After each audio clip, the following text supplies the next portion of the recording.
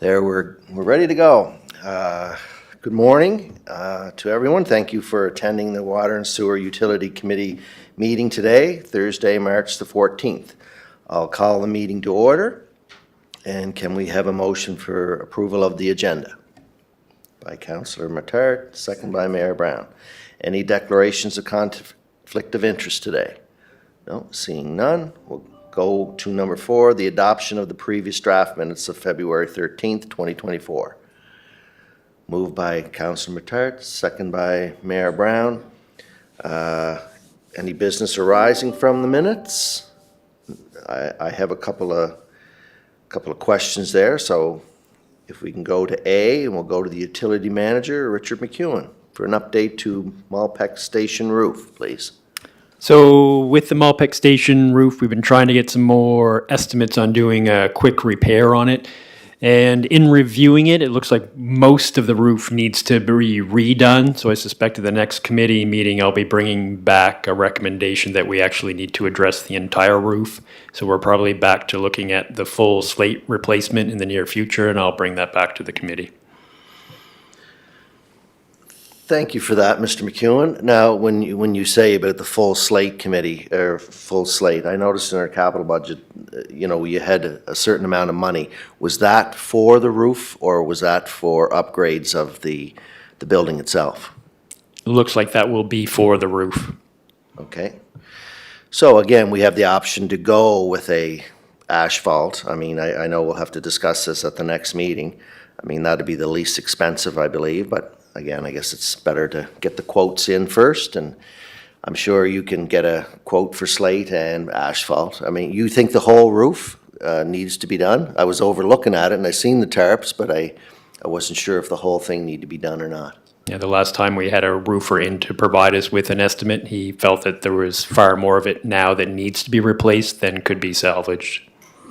Now, would we still have a insurance claim open on that? Yes, so the insurance adjuster is there with us working through this. Okay, so it could come under that, so. Again, a portion of it will be covered by insurance. Okay, thank you. Any other questions? So, Mr. Chair, I thought it was just repair as is. So we're being told now the whole roof has to be replaced. Just want to clarify. Yes, Yeah, that's, okay, I can try to answer it. Yeah, no, go ahead. Because what we did back a number of months ago, it was leaking and it needed to be repaired. So we had somebody come up and put some tarps on it, and we were waiting for whether we were going to go to slate or whether we were going to go asphalt. Then we did go out to tender. We got a company that was going to repair it. But I think during the time of having it sit there with a lot of other roofs that are on the go now, that if they're not repaired, they seem to seep water and it gets damaged more. Am I correct in that, Mr. McEwen, or do you want to add to that? no, that's pretty much it. And I mean, although we also had a tender response for slate, but at the time we saw that expense as a significant expense, and we were under the impression from the first roofing contractor who looked at it that it might be a smaller area of the roof that we could just patch for now. But as time goes on, as you're noting, and as we get further into it, it does look like it's 80% of the roof that needs to be redone, and a roofer said you wouldn't just do 80% of a roof. So we're looking at doing the entire roof, and my understanding from our discussion at council was that at the time when we're looking at the entire roof, I was getting a feeling from council that it would be slate, but what I'll bring back to the committee is that this is the cost to do the entire roof in asphalt, which is how it is, or the slate replacement, which is how it was as it in its heritage state. And thank you. I'd just like to address that. So at the first, there was confusion on heritage designation. So the city deemed it a heritage building itself, or a heritage. I know that the wording was difficult. It was a heritage what? What was the I'm going to proper- suggest heritage resource and designated by the city, and it is listed on the National Historic Registry of Historic Places, but it's not a national historic place. It's not the federal government that has deemed it a national historic place. The city deemed it a historic place, and it's on the National Registry. So even though it's on the National Registry, it doesn't qualify as a national historic place that could qualify for federal funding. So it doesn't qualify? It does not qualify for federal funding. Okay, we'll stop it here, and then we'll go to the next committee meeting with that, because I know there was some confusion at the beginning. You know, it is a storage shed now with a lot of equipment. It doesn't do a function with the city's water at this time, so I guess that's something that we can discuss at the next committee meeting. If, once you get quotes for slate or asphalt, we'll have to argue it out. Anything else? Mr. Chair? Yes, sir. Just on that, the Houston Street Irving Station has the same designation. It's been declared by the city as a heritage resource, and it's on the National Historic Registry. So anything that Irving has to do with that, it has to come through council or through our heritage department to restore, renovate the building. So the rules apply to all of us. I'm just trying to clarify. If we replace the whole roof, are we allowed to replace it with asphalt shingles under the title of national municipal heritage resource, and it's on the National Historical Register? Are we allowed to? I'd need to check with planning and heritage to be sure, but when it was designated as the resource, it had an asphalt shingle roof, so that would be, at its time when it was designated, that's what it had. Historically, it had a slate roof. We did try to come forward with a change to a metal roof that would look like a slate roof, and I know that that was not allowed. And the strong recommendation from the Heritage Committee was that we go with a slate roof. But as for what you're allowed to do, I'd need to review that. Yeah, it's existing. It's existing now, so if it has to be repaired, you could probably do that, but he's gonna look into it. So we have a busy agenda here. Any more questions? You're good, Mayor Brown, to the next meeting on that? For sure. No, I think you will have more information. Sure. But thank you for the update. No problem, thank you. And we're moving on to the next, 5B, cleaning up the Mount Edward Road Water Station. Yes, thank you very much. So Public Works has been working at cleaning up the site and removing the materials that they had temporarily stored there. The ground has gotten soft and they've put a pause on it for now, but they've assured me that they will get back to it once the ground is fit for them to be back in there. That's great. We just got to get it cleaned up there. It looks nice when it's all cleaned up, so that's why I'm kind of pushing that one, but thank you for that. Any questions? No? We'll go down to 6, discussions and reports, A. And I think Alistair's up for that one. Thank you.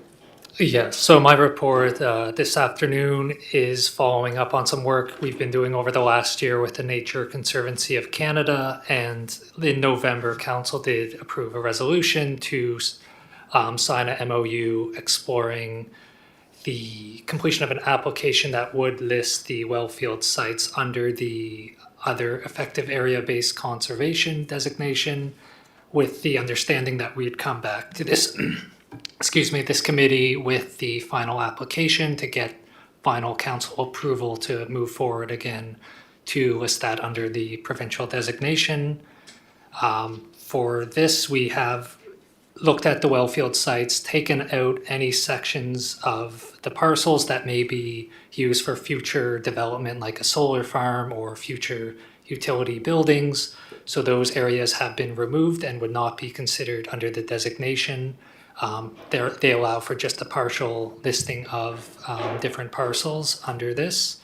And there's if we did in the future, for any reason, wish to not remove the designation. It's not like the Protected Areas Act where it's in perpetuity. It's perfectly eligible to be unlisted for any reason if the council did see reason for that. But the main reason we are looking to list these sites is to recognize the ongoing conservation and biodiversity that these sites provide as a result of protecting our well fields, and they would also help the provincial and federal goals for protected lands, where Canada's looking for 30% and the province is still working towards their 7% goal.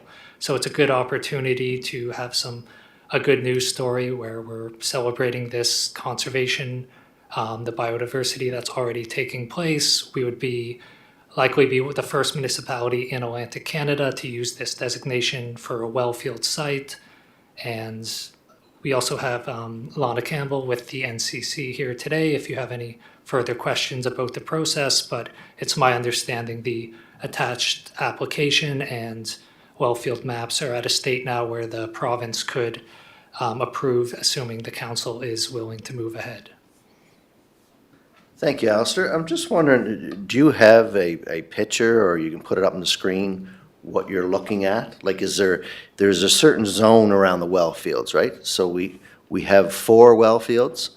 Yeah, so these would only be for city property owned by the utility within those well fields, and most of the properties would fall within zone 1 or 2 of the protection areas that are, I don't have a map of that attached to this, but the maps of the well field sites we're looking to list under this designation are attached. I'm not sure if we're able to bring those up on the screen, but Okay. maybe. So you're saying for what properties the city owns, we're looking to designate those? Yes, with the areas that are currently potential future development removed, and that is indicated on the attached map as the light blue area with the cross-hatching. So there's one in the Milton Vale well field where it's currently a cleared field, previously agriculture, that may be a good potential site for a solar farm. So we're leaving that off the application, so there's no need to remove it in the future should we move ahead with that work. Okay.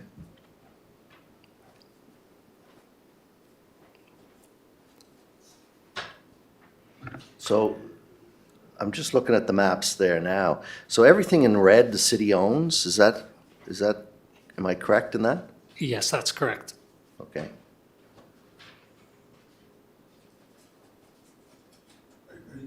Mr. Chair, you going back to the Charlottetown Wellfield Protection map that Richard McEwen sent us back in November? No, it's attached, the Milton in the Vale attachment. Wellfield site. That's on your, it's, So, Mr. Chair, just let me ask for my own clarification. If I look at the first one, the Milton Vale Wellfield site, it's showing PID number 283, 382 and red lines. So up in this far corner here, what does that indicate there? That's omitted selection of parcel. So that means what in that area can occur or can't occur? So that area may be used for a solar farm in the future or potentially other development. Just Okay. to avoid any confusion with the application, we have decided to leave that off, Okay. just so there's no, So are we saying that anything in the red is what we're protecting? Part of the application? yeah, so anything Okay. within the red. So then if we go down to the next one, which is the Brackley Wellfield site, there's 1, 2, 3, there's 6 PIDs or 7 PIDs there. Those all city-owned PIDs? No? No? Yes, and some of those do cross over into the Union Wellfield, I believe. They're adjacent. We have several properties that do connect there, and they are all owned by the utility. And in the Brackley, you can see another area of PID 133769 that there's in the northwest corner. There's another section that's left off for another building that may be used for storage, I believe. And then all the other pieces of property that are around there, those are privately owned? Would that be fair to say? off Yes. of Brackley Point Road there, I guess? So anything not within a red Red? boundary would be privately owned and would not be considered for this. This is strictly for city utility-owned properties. It wouldn't have any implication for private well field owner or owners within the well field. And then if we buy any property in these areas, which is something possibly looking to do, would these be added? Would they be then ultimately added to this registry in that sense? I assume we would have to come back to this committee and then through council seek that application. It wouldn't be automatically listed. It would be something we'd have to come Sure. back to this committee for. Okay, thank you. I think I understand that. Thank you. Mr. Chair? So last night when we discussed the budget, Richard, I went back to your map that you sent out on 16th of November, showed the zones, the 250 days, 5 years, 25 years. Alistair, you're familiar with them, right? They're big fields, it's a big area, right? And someone told me the best way to do it is if you have a barrel of oil and it spills over, 250, there's the area you'll cover. If you have 5 years, this is the area you'll cover. But, Richard, this whole issue falls under the Planning Act too. And I believe the province is going to, again, look at the land use development, another study. And I said this last night, Mr. Chair, is that development officers, when they're looking at the Planning Act, there are 18 staples of interest in this act, one of them being water, conservation, and protection, right? So, and Mr. Chair, and I know you were on the phone and listening to what was going on. Mr. Chair, this is just for Charlottetown. But if you look at Summerside, Stratford, or Cornwall, if we buy more and more land, the province has to come into this whole issue and help us out. Because I'm not just talking about Charlottetown, I'm talking about other municipalities that, could be affected by any oil spill or any pesticide migration of chemicals into the ground. It's just that we can go buy land, that's great, but we need moratoriums put on by the province to protect these well fields. And I think this would be the best committee, the best standing committee, to put together a presentation and present it to the legislative standing committee on social development and housing. I think it falls under that standing committee, or it might be under another standing committee. But Mr. Chair,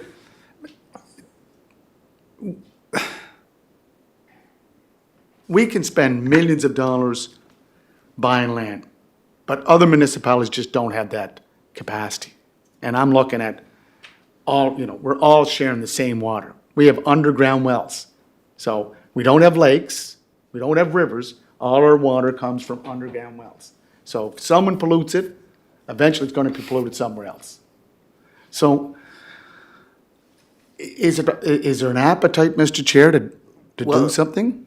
I don't want to interrupt. No, no. Just letting you go, but there was talk during the election that, we'd get together with Cornwall or Stratford and look at something like this, to shared services. I know we share with Stratford now with the waste. We were also looking, when we were talking about buying land, well, what about Cornwall and Stratford? Could we not get in a capital commission or, look at the province to kind of look at us all to, get safe, clean water and for all the communities. So I understand what you're saying, but where is it going? I mean, when the mayors meet, is there any appetite for that? There is, but there's also a discussion, and Richard's been at those discussions, where it might be a great idea to create a capital regional water and wastewater authority, right? That's a possibility, but some, there may be councillors on the three council, no, we want to keep our corporate entity as a separate utility. Changes have to be made, and I think that with the capital region representing 70,000 population of 170,000, I think that would have more bang, more like that's what you're saying, Yes, than just trying to do it on our own. Exactly. Richard, look, And Mr. Chair, I think requires more study, and if we have to hire someone to come in and look at this for us, it could come through strategic priorities, communication, and intergovernmental cooperation to come up with a report or something, a white paper that we can present to the province. First of all, as you said, present to the other municipalities in the capital region, and let's work on it. Richard, this keeps coming up, and my fear is we don't want another Walkerton. No, I mean, we did discuss it, I did discuss this with you, Mayor Brown, that Cornwall and Stratford get their water themselves. So why can't we help each other, to get the three communities working together? I know we don't want to give up parts of it, but I mean, there could be, the corporation is separate from the city. Within the corporation, you could do that with Cornwall and Stratford if there's an appetite to do this. It would be better for all communities, right? To just pick the level up. So where can we go from this? I mean, it wasn't on the agenda, came out of the discussion. Can we look at something like that, moving it forward? What are your thoughts, Justin? Well, I think, dealing with what we have here in front of us clearly is this report, but I do agree that it's worth having the discussion, a more broader discussion. How that comes to fruition, I think, would be through your colleagues across the municipalities. So that call would be initiated, or through the CAO's office to bring together. It's not something I don't know if us as a committee can spark up, but certainly worth investigating further. Supportive of it. Yeah. Okay, can we just leave it with the manager to talk to the CAO to see what the best plan of action is and take it from there? And the mayor too? And Mr. Chair, Yes, sir. Richard McEwen has been pushing this, I know, and I give him credit. Back in 2019, he was talking about it. He sees the benefits of a regional authority. So do I. Not only for cost effectiveness, but in terms of water conservation, water protection. I know where he is. And instead of us developing new well fields, they have well fields in Stratford. They have well fields in Cornwall.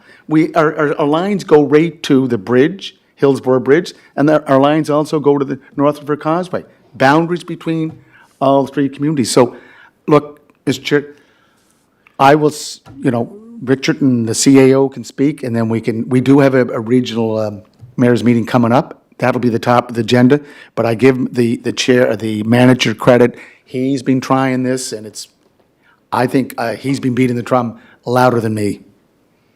Okay, are we good with that? You good with that, Richard?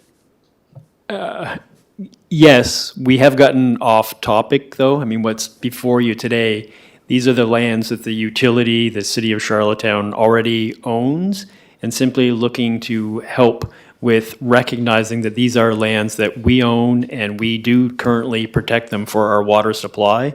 And it's to help with the national and provincial campaign to recognize that Canada is protecting land. I mean, globally, it's an important message to have our country display that we recognize the importance of protecting our natural resources, and these are resources that the city protects, and we're looking to have them designated so that they can be recognized in the provincial numbers and the national numbers. That's really what is before you today, and I appreciate the other discussion, and it's what we will do into the future to continue to protect our water, but this is what we have already accomplished and want to bring to the forefront and have it recognized provincially and nationally with the assistance of a national organization. So it's simply taking the land that we own now, that we do protect, and having it recognized as land that is protected. It's a natural area that is protected, and we just want to be able to include that in the provincial numbers and the national numbers. Perfect. So what do you want us to do?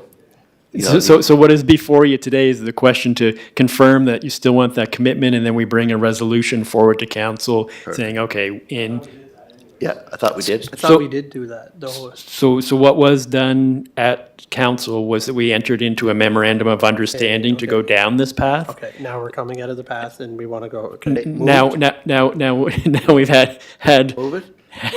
Thank you. Justin, Councilor Tarrant will move it. Mayor? Second, sure? great. So is this for the MOU or a full agreement? No, so the MOU, we moved through the MOU. Now this is the work to actually bring it forward to council to say, yes, these are lands that we have been protecting and we want them to be included in those provincial and national counts. Perfect, great. Thank you very much. Everything's done. Now we'll go to B, fiber, once you stop laughing, let's go to B. Joshua, the assistant manager. What? Thank you. I will just go through the report briefly for you, and then we'll answer any questions as they arise. So as of March 14th today, there's approximately 35 kilometers of communications conduit and 34 kilometers of fiber optic cable that has been installed. In addition to that, we have a 45-meter tall communications tower that's been erected and activated at the Milton Vale Reservoir site.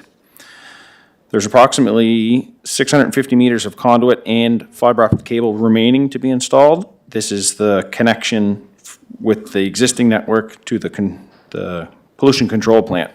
So that's the outstanding element at the moment. Approximately 1 kilometer of fiber optic cable is to be replaced, and this was damaged due to third-party contractors. So currently there is an active communication between Miltonville Wellfield and the reservoir, and additionally there is a connection between the City Planning Building here at 70 Kent and City Hall. The remaining connections for the fiber network are yet to be completed and tested, so that's the splicing. So upon completion of the remaining conduit and cable, the next step in the process is for the contractor to begin this splicing and testing. The contractor has stated their intention to pause the splicing efforts until an indefeasible right-of-use agreement has been signed. That's the IRU. The draft IRU agreement has been shared with the contractor. The terms have the utility owning the infrastructure in providing this IRU to the contractor for use of additional strands. In exchange for the IRU, the contractor will be responsible for the ongoing maintenance of the fiber optic network. Any revenue generated with the contractor will also result in a royalty paid to the utility. The utility has prepared an RFP seeking proposals for a value for money audit of the communications project. This has been posted and is currently accepting submissions. The closing date for this is March 21st. To date, most of the costs incurred for the installation of the conduit and fiber have been currently incurred and the erection of the tower. To date, the project value as completed is $2.2 million. With a total cost to the utility of $400,000. There remains an estimated $175,500 to complete the project. I'll open that for questions. Thank you for that, Joshua. Just a clarification, a third party broke the line down by the pollution control plant? Are we getting that fixed, or where are we at with that? That will be repaired, but that's between UCC and the party that had broke it, so they're in discussions of who's responsible and how that comes together. But it will be repaired. Okay, so we're about 90, I think we came up with a number, 98%, we just need that one piece, is that correct? That's correct. The connection to the pollution control plant and then the splicing elements. And then the splicing. What's an estimated time for splicing? I don't know, like, there's a lot of fiber there throughout, you said 34 kilometers. How long does that take to splice? Is there an estimate on that? That I don't have at this time. I can request that from the contractor to see what their estimation is, but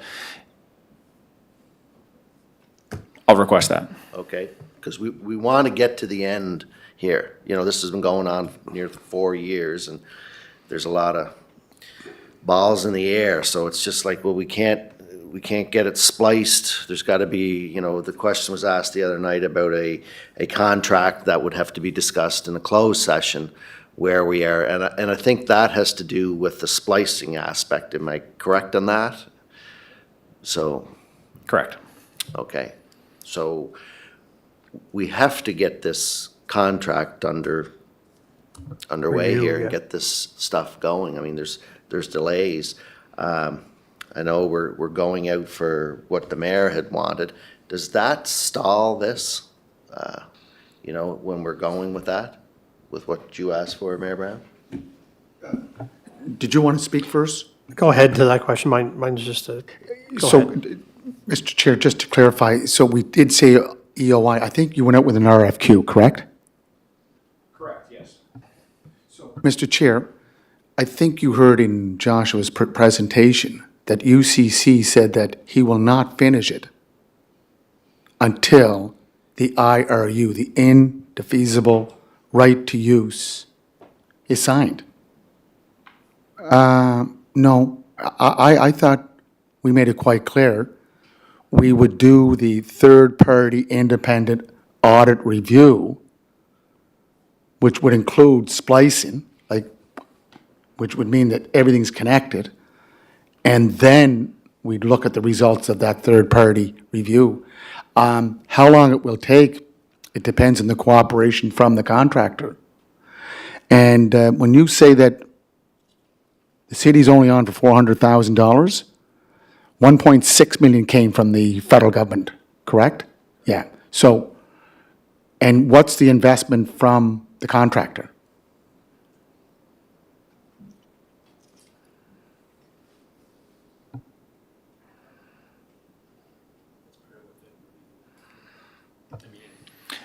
That, to summation that or summarize that or bring a value to that, that's part of what the audit will provide us.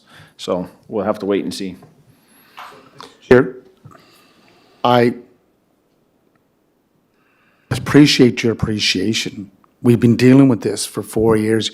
You've kept the flag raising on it, or flying on it, or just keeping it going. Under our 5 priorities, infrastructure upgrading was one of the priorities that we decided on back in November. This is part of our infrastructure, and it's an important part of our infrastructure. So I will tell you right here and now, I will not sign an IRU unless council wants to sign it. I will not sign it until this third-party audit review is done and we get the results and come back to this committee. Like, we've waited 4 years. If we have to wait another 6 months for this, or whatever time for this review, I'll wait for it. Like, it was supposed to be a 1-year project, and with no penalties. And I know as a contractor with our own family business, if we miss a date, you're penalized. There's no penalties in here. So, look, I'm concerned about the review, third-party independent audit review, and I'd like to see that progress first. Thank you, sir. Mr. Chair, just a quick question regarding the splicing. Was that part of the deliverables of the original contract? It seems as if this is stating that that component will not be completed unless we sign. So it seems to be a bit held hostage in the fact of if you don't do this, we won't do that. Was that part of the original deliverables to the end result of this product? Mr. Chair, remember how many times I asked about these vaults? There's 100 vaults. Yeah. You recall the vault that's in your ward on Mount Everett Road, Yeah. right? That was closed off. I made inquiries because of a constituent asking for information. Like, in order for the 98% to work, he has to splice it. Yeah, the fiber op is in there. Now he has to splice it. Then we have to set up a data system. Like, there's a lot to do here. I'll turn it back to you, sir. No problem. So that kind of went around the room on that one. But go ahead. Did you want to answer that, Josh? In order for the network to work, the splicing does have to be complete. So, not to get into the contract, but to answer the question, was that part of it, that it would work when you get paid? It has to be completed, right? Okay, it may be a little more complex, but to me, it seems like we just have an unfinished piece of work that base said, here's all the lines. They're all, basically dead at each end and says, unless I have an agreement, then I won't might those. It just seems a bit odd to me. I wasn't part of this obviously 4 years ago, but being outside looking in now, it just seems very odd that we would just literally have to accept an agreement of some sort in order to get what was in there. But if I'm wrong and not really fully understanding the deliverables and the scope of the original project, so be it. But anyhow, it'll come out in the wash, I guess, as the study gets completed and we move forward with any discussion and contract. That'd be great. So that's coming up the end of the month, right? The- Hey, Mr. Chair, could we clarify this issue? The councillor from Ward 4 keeps asking about, is the contract signed? Okay, a contract was signed when Williams for WWM, they're the general contract. They signed the contract to do the installation. As for the IRU, what goes behind closed doors? The IRU or the contract that was signed 4 years ago? Both, probably. Are they? The IRU. Okay, then third-party independent review study first, and then we'll look at it. Tied together. Good. The original contract speaks to the IRU, and we can't, you don't want to discuss that contract in an open forum No. where the other party sees what you're talking about. No, just third-party independent review, then we'll look at it. Through the process, you'll get more information. All right. Perfect. We're good with that? Good with that, Mayor? Thank you, sir. No problem. So if we're good with that, we'll go down to C, wastewater treatment plant. Josh is on the hook again. For this one is the treatment plant hermetic gas booster. So our report details, the water and sewer utility had issued an RFQ for a wastewater treatment plant hermetic gas booster and had received one bid. This bid was submitted by Flowstar Industrial in the amount of $62,654.14 plus applicable taxes. The bid submitted by Flowstar Industrial meets our RFQ specifications. This booster is a resiliency improvement for the treatment plant. There are currently 2 gas boosters in service at the plant. Both have undergone overhaul and are nearing the end of their service life. So at the moment, we're recommending that we accept the low bid submitted and move forward with this purchase. Thank you. Thank you, Josh. Is this something that just came out or is this budgeted item? This is a budgeted item. Perfect. Nothing like getting a plant hermetic gas booster, right? So, would you like to move that? Mayor I'll move Brown? it. Chair, could you explain what it is? Seconded. It's a good one. Second. Thank you. In favor. Perfect. Now we'll go down to number D, please. Thank you very much. So at our last meeting, His Worship asked for an update on where we are at with the recommendations within our growth management study that was completed. And on the water side, part of the recommendations that came from the growth management study were to look at the firefighting requirements within the city to make sure that our system was meeting those requirements. So the fire department is currently completing a fire underwriters survey, and that is one aspect to the fire underwriters survey. So we're moving forward with that aspect. As well, within our growth management study, there was a recommendation to review our water pressure zones. Currently, there are 2 pressure zones within the city, so we have an area where there is less than ideal pressure. It's still meeting the lower limits, but if pressure were improved in that area, it would be better for our customers. So we've looked at that with one of our engineering consultants, and it looks like when we do our upgrades on University Avenue, if we add another water main down there, we can create a 3rd intermediate pressure zone within our system to help our customers in that area. On the sanitary side of things, there are a number of projects that were proposed in the growth management study. So now our task is to see when we can work those projects into times when we are also doing our combined projects with Public Works. So we combine these projects with our street condition assessment and find out where we can work these projects into our future coordinated efforts with Public Works. Sounds great, Richard. Any questions from the committee? Thank you for the update. That's great, Richard. Really appreciate that. So there's value from that growth management study that we're all able to use. Thank you. Okay, if Councillor Matard has no questions, we'll No, go down thank you to very E, much, Chair. Request for quote.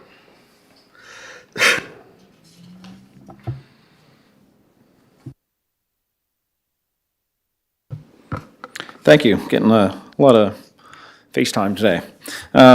This one is for a 3500 series regular cab 4x4 work truck. This is for the utility. The recommendation here is that staff or council approves the procurement of one 3500 series regular cab 4x4 work truck for the amount of $65,848.25 plus applicable taxes. This is from the low bidder, Hillside Motors. We had gone out to RFQ for this 3500 series regular cab and had received 4 bids. Low bidder, as mentioned, is Hillside Motors. And this is what we're looking to move forward with. Thank you. Appreciate that. I'm just wondering, this is a budgeted item, so it's in the budget for that. So Correct. It's not new money, but no, it's great. Any questions, Councillor Matard? I do have I find it interesting, we've done a number of vehicles that have come through on various departments, and interesting enough, sometimes we only have one proponent who has bid. Now we have clearly 4 different dealers here. I wonder, just out of curiosity, is that based on availability of that vehicle at this point in time of having one on the lot, or, because I've seen ones where, Scott is back there and we've seen only one bid come in for a certain vehicle, and this one happened to catch all, 4 separate dealers. No issue with the dealers and no issue with the thing, it's just more of a observation as to, are these generally because the vehicle's available? Like, are you ready to purchase this one now and they have them on lot? It really depends on the complexity of the build. For this one, it was a very standard truck, so there'd be more vendors that would have that available. I know in other instances, we have something that's very specialized, and then maybe only certain proponents could provide that in the specification. This one was more standard, so it's probably more available. Perfect. So you need a mover and a seconder? Moved by Mayor Brown, seconded by Councillor Matard. Yep. Thank you. Now we're just about complete. Any introduction to new business? Mr. Mayor, I like to call him that. That's a good Mr. Mayor. Huh? From Sherwood. Councillor Ron, at the last meeting, there was a report put in by the Guardian on the 20th of February, and I just wanted to clarify it. And again, I should have brought this under Business Horizon. It states that city residents are required to use a meter for water use in their homes, but 170 users have still not made the switch. They pay a monthly fee to the city. Richard, there's no monthly fee. I think it's just on the quarterly. Can I get just for the public record, I think that was and I did mention to Logan McLean, I did speak to him about it, that was not what was said. Could we just clarify that? Sure. Yep. Go ahead, Mr. That is correct. Our flat rate customers would be billed on a quarterly basis. Right. And Richard, those 170 users, would they be out in the Brackley area? Do we have customers in the Brackley area? We have customers in Brackley, but I mean, Wouldn't be the 170. oh goodness, no, nope. Thanks, sir. They're just scattered throughout the city, and they, for whatever reason, they feel that they don't want a meter hooked up, so that's why the penalty's increased, and, they'll pay it, or we keep increasing the penalties, and we want them on a meter so we can gauge the water, so, thank you. Anything else? No, we're good? All right, motion to adjourn by Councillor Matard, second by Mayor Brown. Thank you very much for attending.